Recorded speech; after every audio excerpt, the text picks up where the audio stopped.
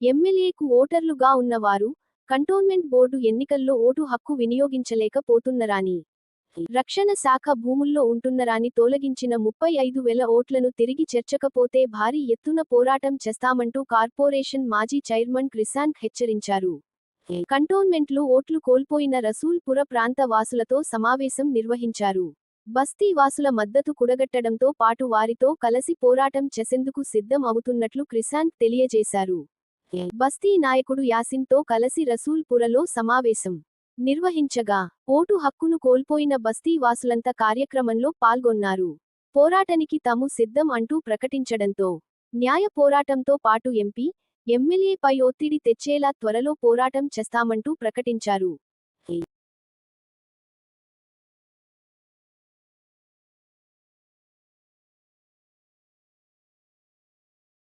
हमारे वोटर्स के लिए ये लड़ाई को 6 साल पहले छेड़े थे हमारे किसान साहब, और आज तक इलेक्शन नहीं हुआ। इलेक्शन को अगर रुका दिए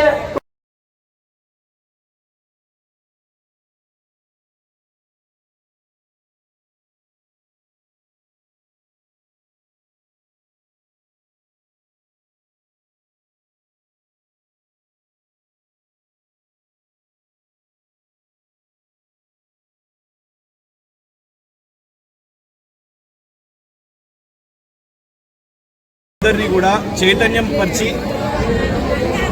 కంటోన్మెంట్ బోర్డు ఎన్నికలు పెడితే మా ఓట్లను పొందుపరిచి మా ఓట్లు పెట్టే కంటోన్మెంట్ బోర్డు ఎన్నికలు ఉండాలి. లేని పరిస్థితుల్లో అసలు ఇది ప్రజాస్వామ్యమే కాదు. సుమారు 10 సంవత్సరాల నుంచి కంటోన్మెంట్ బోర్డులో ఎన్నికలు లేవు. ప్రతిసారి కేంద్రం నుంచి పైరవీ చేసుకొని పదవి తీసుకొని వస్తున్నారు కొందరు పెద్దలు. ఇక లేక ఎన్నిక వస్తుంది కదా అని అంటే ప్రజల్లో ఒక భయం కూడా వస్తున్నది. 2,50,000 ఓట్లు ఉన్న కంటోన్మెంట్ బోర్డులో ప్రతిసారి 50% ఓటింగే జరుగుతుంది. అంటే 1,25,000 మంది ఓటింగ్లో పాల్గొంటారు. ఆ 1,25,000లో 35,000 మంది బస్తీ వాసులు ఎవరైతే తూచా తప్పకుండా వాళ్ళ ఓటును ఉపయోగించుకుంటారో వాళ్ళ ఓట్లనే తీసేశారు. ప్రజాస్వామ్యంలో ప్రజాస్వామ్య ప్రక్రియలో పాల్గొనే ప్రజల ఓట్లే తీసేస్తే ఇక ఎన్నిక ఎందుకు అని వాళ్ళ బస్తీ వాళ్ళందరూ కూడా అడుగుతున్నారు. దీని మీద గతంలో కూడా న్యాయ పోరాటం చేసినాం. మళ్ళీ ఒకసారి కూడా ఇప్పుడు ఎన్నికలు ఉంటే కంటోన్మెంట్ బోర్డు ఎన్నికలు కావాలి. కంటోన్మెంట్ బోర్డు ఎన్నికలు ఉంటే మాత్రం ఖచ్చితంగా దీని మీద ఇక్కడ స్థానిక పెద్దలందరూ కూడా కోర్టుకు వెళ్ళి ఈ ప్రజల మద్దతుతోని కోర్టులో మరి వీళ్ళ ఓటుని కాపాడుకునే విధంగా ఒక పోరాటం జరగబోతున్నది.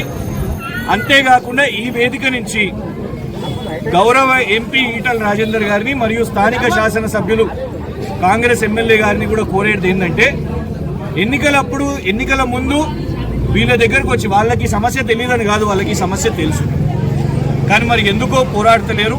ఇప్పుడు అధికారంలో వచ్చింది కాబట్టి వాళ్ళు కూడా తీర్మానాలు తీసుకోవాలి కంటోన్మెంట్ బోర్డు సమావేశంలో. ఎందుకంటే ఎమ్మెల్యే గారు వీళ్ళ ఓట్లు లబ్ధి పొందిండ్రు, రాజేంద్రన్నకు వీళ్ళ ఓట్లు పడ్డాయి.